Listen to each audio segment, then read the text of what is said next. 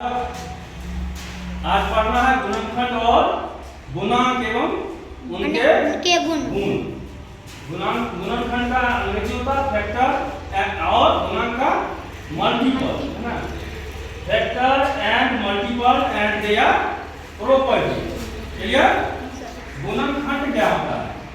गुणन और खंड, है ना। ऐसा खंड जो दो गुणाओं को मिला करके हुआ है, यानी दो संख्याओं के गुणों से जो प्राप्त हो गया वो गुणनफल हो गया। उसका खंड जो करेंगे तो क्या हो जाएगा? गुणनफल। जैसे आप देखो 15 है, ठीक है। तो 15 को किसका किसका गुना होता है बताओ? 3 गुना 5। अब बताओ इसको हम एक तो और लिख सकते हैं, एक भी तो गुना में है ना। एक गुना में है ना।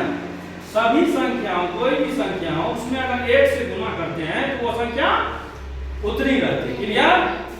तो 3 और 5 तो है ही, और क्या है? एक भी तो है ना। एक भी है। आप उसी तरह 20 को लिखेंगे, बताओ बोलो। 1 गुना 20 लिख सकते हैं, लिख सकते हैं। 2 गुना 10 लिख सकते हैं, और उसमें 4 गुना 5 लिख सकते हैं। अब उल्टा भी करेंगे तो 5 गुना 4, 10 गुना 2, 20 गुना 1। अब गुणनखंड समझ में आया? जितना भी होगा सबको क्या करना? खंड टुकड़ा में करते जाना, ठीक है। तो फैक्टर हो गया। क्या हो गया? समझ में आ गया? अब देखो अभाज्य गुणनखंड, तो अब इसमें पढ़ना है सबसे पहले। अगर हम एलसीएम निकालते हैं तो क्या करते हैं? गुणनखंड करते हैं। कैसा गुणनखंड? अभाज्य गुणनखंड, ठीक है। अब इसमें सबसे पहले अभाज्य संख्या हम जानते हैं क्या होता है? अभाज्य संख्या क्या होगा? अंग्रेजी होता है प्राइम नंबर। क्या होता है? Prime number. Prime number.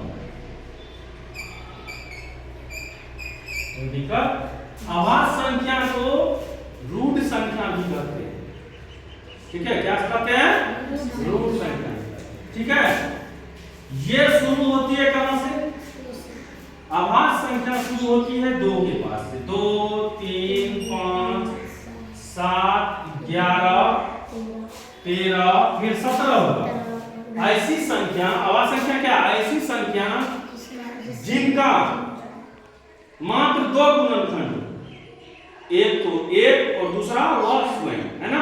या इसको इस तरह से भी कह सकते हैं कि वैसी संख्या जो केवल एक और स्वयं के अलावा किसी दूसरी संख्या से न विभाजित हो, है ना, वो संख्या क्या होती है?